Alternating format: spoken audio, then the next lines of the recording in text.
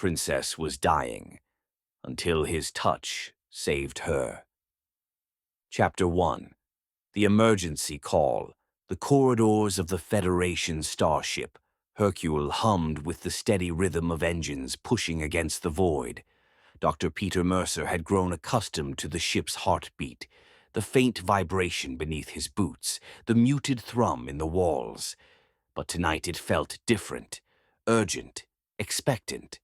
Dr. Mercer, report to sickbay immediately. Priority 1.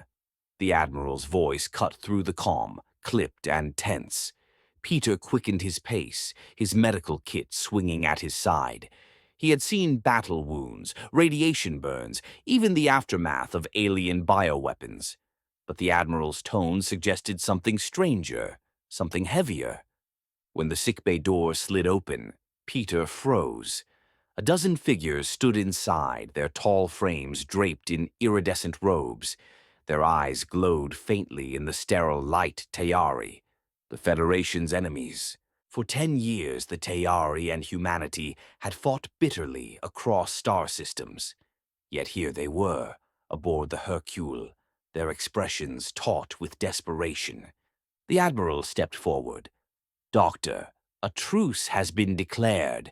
Their princess is dying. Their physicians cannot save her. You are her last hope." Peter's gaze shifted to the examination bed. Princess Ranella sat there, her skin pale with a faint green shimmer, her breathing shallow. She turned her face away, unwilling to meet his eyes. He approached slowly, speaking in a calm, measured tone. "I'll explain everything I do. No surprises." Ranella gave the smallest nod. Then a violent cough racked her body, green-tinged blood staining her lips. Her eyes glazed and she sagged forward. Peter caught her, lowering her gently onto the bed. As his hand brushed her cheek, a spark jolted through him, sharp, electric, alive. Ranella's body stilled, her breathing deepened, color returned to her face. The eldest Tayari physician rushed forward, scanning her vitals. His voice trembled. "She's healed. No trace of the sickness remains." All eyes turned to Peter. He raised his hands, bewildered. "I didn't do anything," the Tayari muttered among themselves, suspicion and awe mingling. Guards moved to escort the princess away, but Ranella hesitated. She turned back, her luminous eyes finally meeting his. "Thank you, Doctor," she whispered.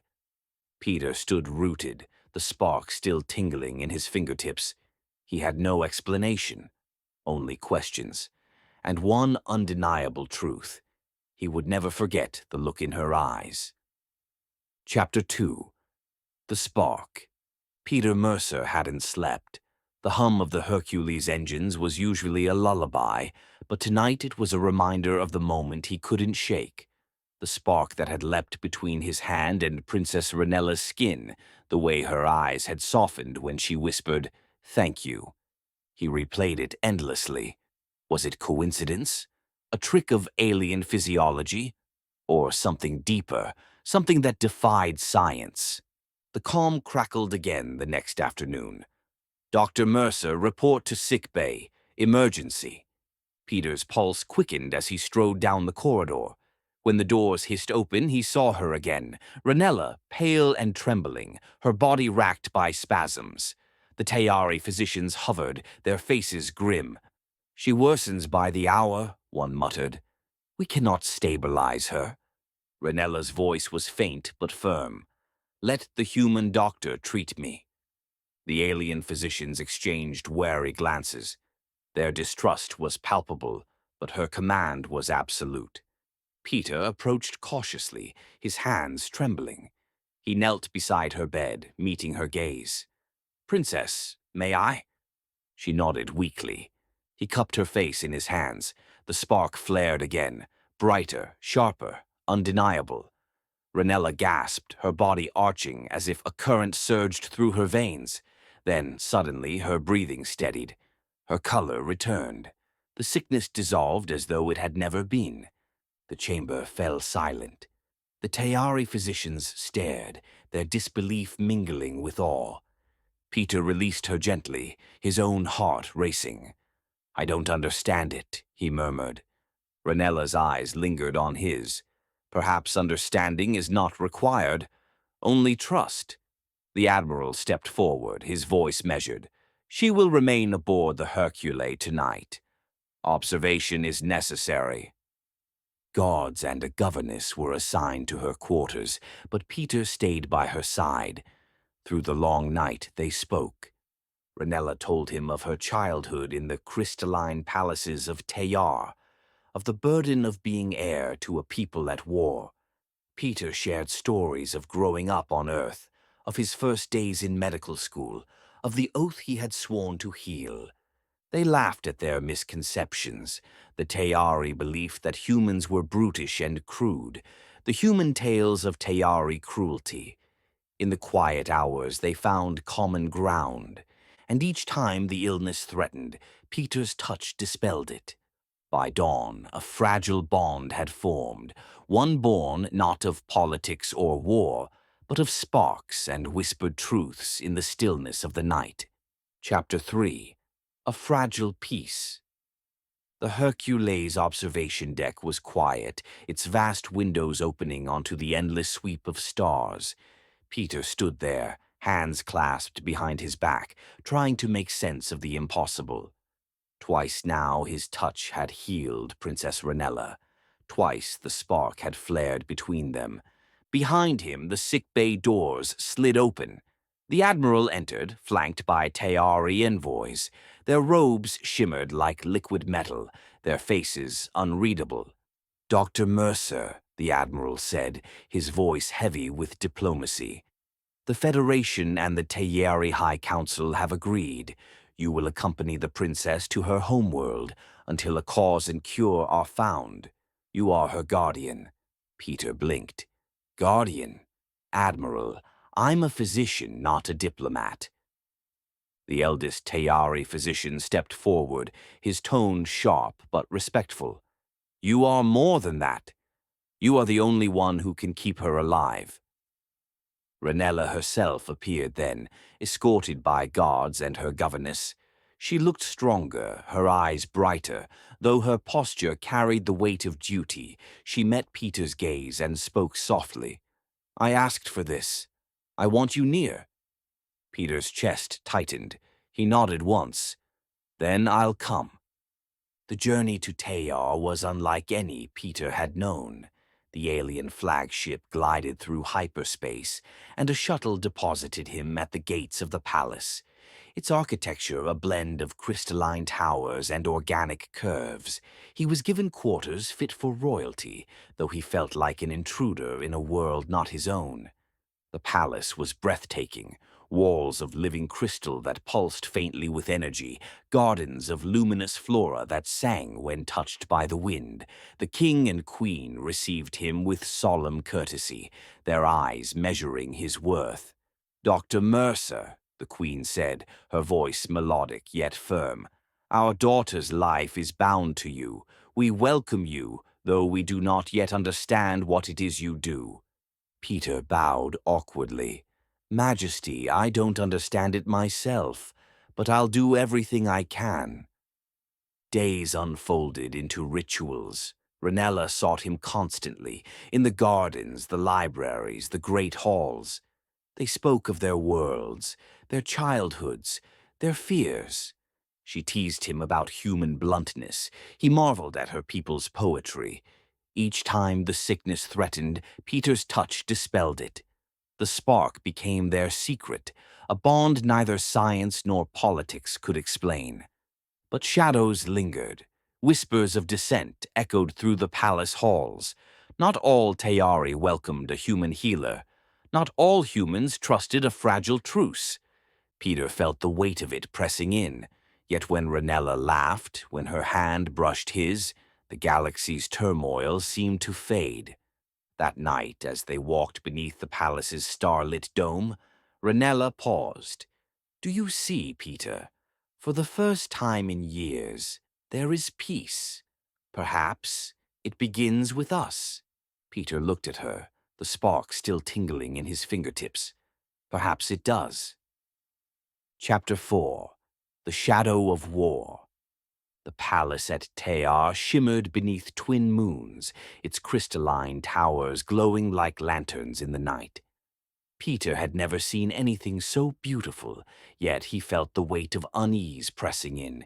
Peace was fragile, and shadows lingered in every corridor. Rumors spread quickly. Some Tayari nobles whispered that the truce was a mistake, that allowing a human into the heart of their empire was a humiliation.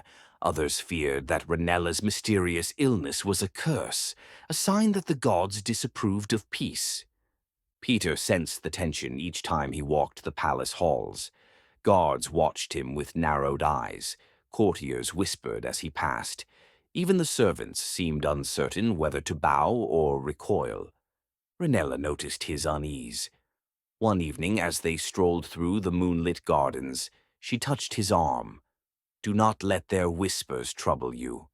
My people are slow to trust, but they will see what I see." Peter met her gaze. "And what do you see?"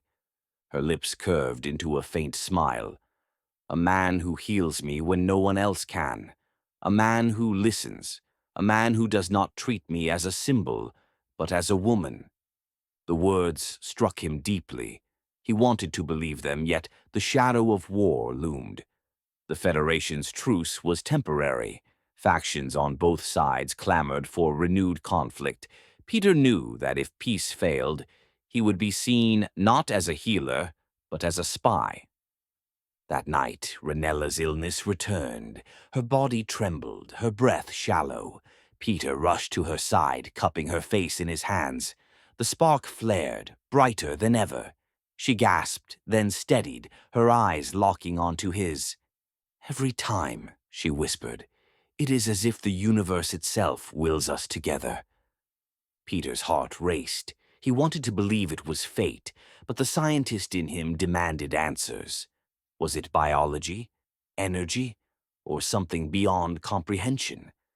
The governess, watching from the corner, spoke softly. "Doctor, perhaps it is not for science to explain. Perhaps it is for destiny to decide." Peter sat by Ranella's bedside long after she slept, staring at the stars beyond the palace windows. He felt the spark still tingling in his fingertips, a reminder of the bond that defied war, politics, and reason. And in that quiet moment he realized the shadow of war was real, but so was the light between them. Chapter 5. The Healer's Burden.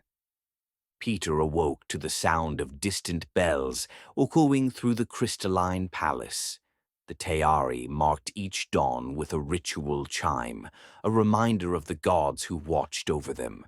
For Peter, it was a reminder of the burden he carried, the inexplicable bond that kept Princess Ranella alive.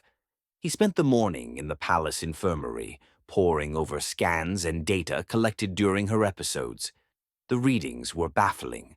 Her vitals collapsed into chaos during each relapse, only to stabilize instantly when he touched her. No medicine, no device, no known science explained it. Ranella entered quietly, her gown shimmering like liquid starlight.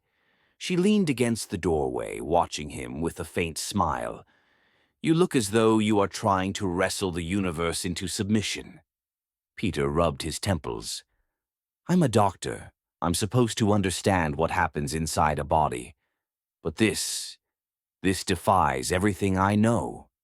She crossed the room, her presence soft yet commanding. "Perhaps it is not for science to explain. Perhaps it is for destiny to decide." Peter met her gaze, frustration mingling with awe. "Destiny doesn't write medical journals."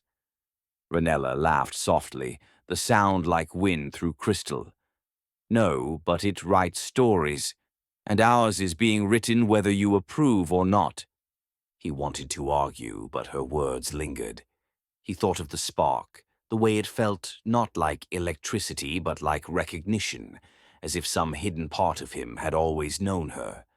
Later that day, the king summoned him to the council chamber. Nobles gathered, their robes heavy with jewels, their eyes sharp with suspicion. One spoke bluntly, "Human, you are no physician. You are a sorcerer. What proof do you offer that your touch is not a trick?" Peter stood tall, though his heart raced. "I don't claim to understand it, but I know this. Without me, she dies. With me, she lives. That is proof enough." The chamber erupted in murmurs. The king raised his hand, silencing them. His voice was calm but firm. "Doctor Mercer, whether science or fate, you are bound to my daughter. Guard her well, for if she falls, so too does this fragile piece." That night, Peter sat with Ranella in the palace gardens. The luminous flora glowed around them, casting soft light on her face. She leaned closer, her voice barely above a whisper. "Do you ever wonder if the spark is more than healing, if it is us?" Peter swallowed hard. "I wonder every moment." And as the twin moons rose above the crystalline towers, he realized the burden he carried was no longer just hers. It was theirs. Chapter 6. Blossoms in the Palace. The palace gardens were alive with color, glowing blossoms unfurling beneath the twin moons. Each flower seemed to hum faintly, resonating with the crystalline walls that surrounded them. Peter had never seen such beauty, yet his eyes kept returning to Ranella. She walked beside him, her gown trailing like liquid silver, her laughter soft and unguarded. For the first time, she seemed less like a princess and more like a woman discovering freedom. "Do you know what these flowers are called?" she asked, pausing beside a cluster of luminous petals. Peter shook his head. "They are Silari. They bloom only when peace is declared. For years they lay dormant. Now they awaken." She touched one gently, and it glowed brighter. "Perhaps they know something we do not." Peter smiled faintly. "Or perhaps they're smarter than the diplomats." Ranella laughed, the sound carrying through the garden like music. "You see, even in jest, you remind me that life is more than duty." They sat together on a carved crystal bench. Ranella's voice grew quieter. "I have lived my whole life as a symbol, a daughter of war, a promise of alliance. But with you, I feel seen." Peter's chest tightened. He wanted to tell her how he felt, how the spark between them was more than healing. But the words caught in his throat. Instead, he reached for her hand. The spark flared again, subtle but undeniable. Ranella's eyes widened, then softened. "Every time," she whispered, "it is not just healing. It is us." Peter swallowed hard. "And what happens when duty calls you elsewhere? When suitors arrive to claim your hand?" Her expression darkened. "Then I will tell them the truth, that my heart is already claimed." The moment hung between them, fragile and luminous. The blossoms glowed brighter, as if bearing witness. That night, Peter lay awake in his quarters, staring at the crystalline ceiling. He knew he could not stay on Tayar forever. His duty was to the Federation, to his ship, to his oath. Yet every thought returned to Ranella, her laughter, her courage, her touch. And he realized the blossoms were right. Peace had awakened, but so had love. Chapter 7. Jealousy. The palace was abuzz with preparation. Courtiers whispered in the halls, servants polished crystal floors until they gleamed, and emissaries from distant star systems arrived in shimmering robes. Word had spread. Suitors would soon come to court. Princess Ranella. Peter felt the shift immediately. Where once he had walked the palace as her healer and confidant, now he was treated as an outsider. Nobles eyed him with suspicion, whispering that the human doctor had overstayed his welcome. Ranella noticed his silence during their evening walks. "You are troubled," she said softly, her hand brushing his arm. Peter forced a smile. "It's nothing." But it was not nothing. Each mention of suitors twisted in his chest like a blade. He imagined them, princes, warriors, diplomats, all vying for her hand, offering alliances and riches. What could he offer? A spark he couldn't explain, a bond he couldn't prove. That night he withdrew to his quarters, staring at the crystalline ceiling. Jealousy gnawed at him, bitter and relentless. He told himself he was a doctor, not a lover. His duty was to heal, not to hope. The next day, Ranella found him in the gardens, his expression distant. She stopped before him, her voice firm. "Peter, look at me." He met her gaze reluctantly. "I see your silence. I see your doubt. Do you think I would choose anyone else?" Peter's throat tightened. "You are a princess. Your duty is to your people. I am only a man." Ranella stepped closer, her eyes luminous beneath the twin moons. "You are not only a man. You are the one who saves me, the one who listens, the one I love." The words struck him like a revelation. His jealousy dissolved, replaced by awe. She took his hand, the spark flaring once more. "I want no suitor. I want you." Peter's heart raced. "Ranella!" She smiled, radiant and unshaken. "Then let us tell my parents. Let us tell the galaxy. I will not hide what I feel." Chapter 8. The Proposal. The throne room of Tear was a cathedral of crystal and light. Columns rose like frozen waterfalls, refracting the glow of the twin moons into 1,000 shimmering hues.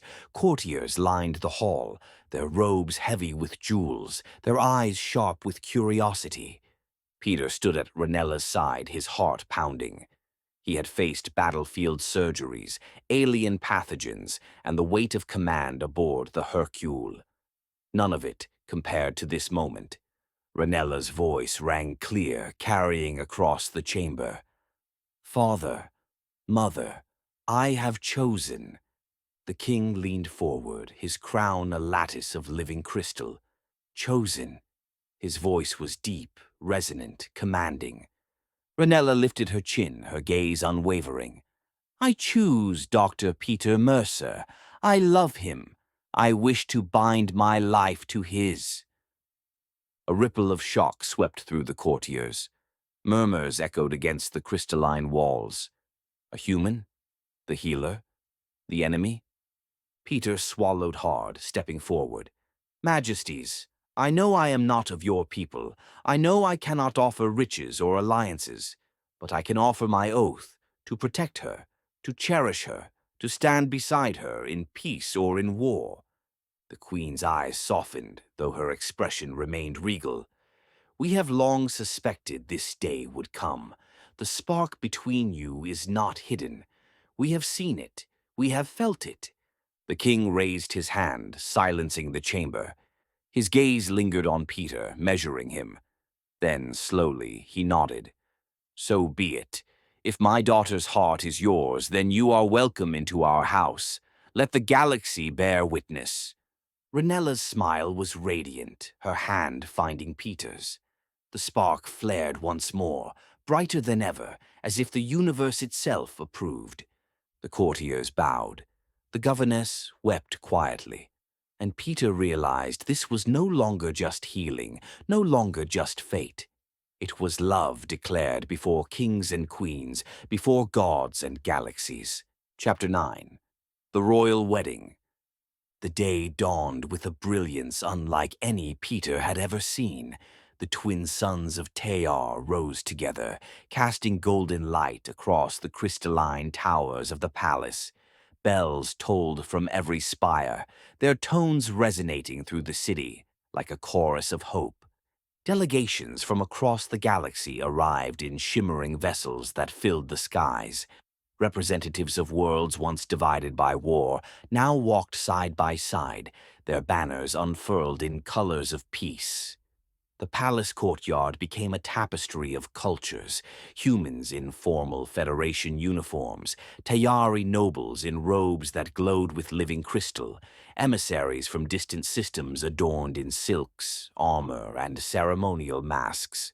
Peter stood in his ceremonial attire, a blend of Federation tradition and Tayari design.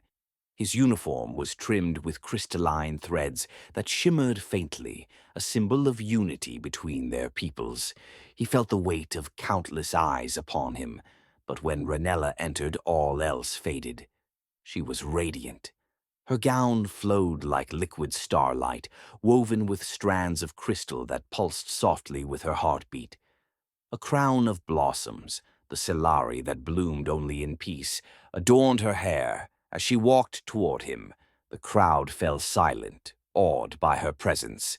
The king and queen presided over the ceremony, their voices carrying across the courtyard. Today we witness not only the union of two hearts, but the binding of two worlds. Let this marriage be the foundation of peace. Peter took Ranella's hands. The spark flared once more, brighter than ever, visible to all. Gasps rippled through the crowd as the light danced between them, a living symbol of their bond. Ranella's eyes glistened. "I have never been happier," she whispered. Peter smiled, his voice steady despite the emotion surging within him. "It's just what the doctor ordered." The crowd erupted in cheers, bells rang, banners waved, and the galaxy bore witness to a union that transcended war, politics, and even science. Epilogue. A new dawn. The galaxy had watched, the galaxy had listened, and now the galaxy remembered. The royal wedding of Princess Ranella and Doctor Peter Mercer was more than a union of two hearts. It was the binding of two civilizations once locked in war, where fleets had clashed, now emissaries exchanged gifts, where soldiers had fallen, now children played beneath banners of peace. On Tear, the crystalline towers glowed brighter than ever, their living walls resonating with harmony. On Earth, the Federation hailed the marriage as the dawn of a new era.